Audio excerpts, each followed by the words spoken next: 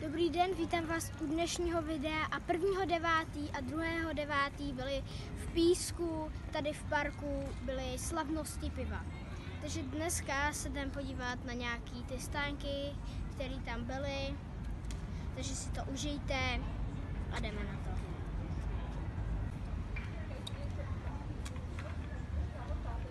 A pivní stánky jsou rozrostlé však opravdu všude, takže jsou na každých cestách, na každém kraji. No a dneska, tady teď vám jdu právě ukázat můj první stánek, kde vám ukážu, jak to tady probíhá. Takže dostali jsme povolení jít dovnitř, takže je to maďarský guláš a klobása, je název tohle stánku, takže jdeme se podívat dovnitř. Mají to tady pěkný, celkem mají tady i grill, jo. Tady mají potraviny, z kterých vaří různé věci. Chcete se podívat pod pokličku? Jo, podíváme si tady. Jo, tady mají první jídlo. A tady vám můžu i míchnout. Tak, my si se můžete ptát, co tohle konkrétně je? To je maďarský guláš. Tak tohle je maďarský guláš, tady. Není v tom ani trošku mouky, ani voda. Všechno je to maso a zelenina. No, tak tady máme i profesionální komentáře.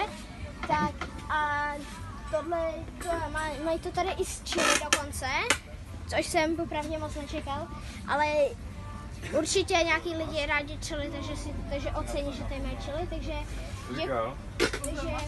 děkujem vám za tady za to, že jsme tady mohli natočit, takže děkujeme, jdem dál. Jdem na další stánek, lidi.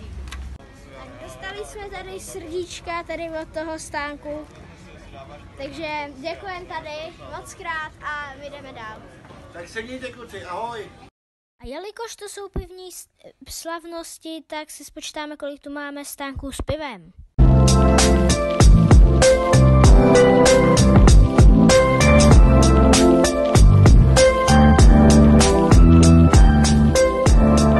Tak jsme tady u stánku s belgickými hranolkama.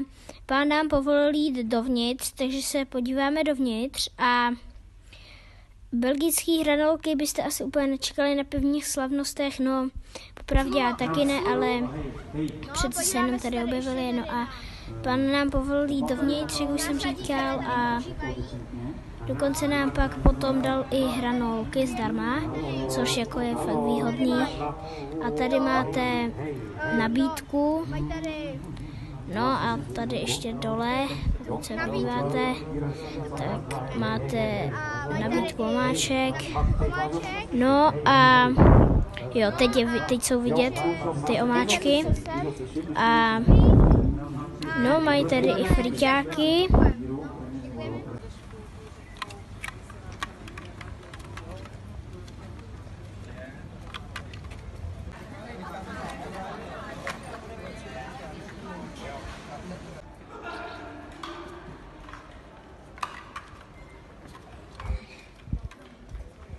Doufám, že se vám dnešní video líbilo o těch pivních slavnostech, co jsem tady natáčel.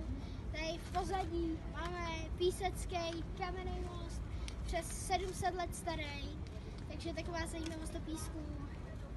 A děkuju, že tam dáváte ty odběry, že mě sledujete, že prosím dejte odběr a uvidíme se příští středu.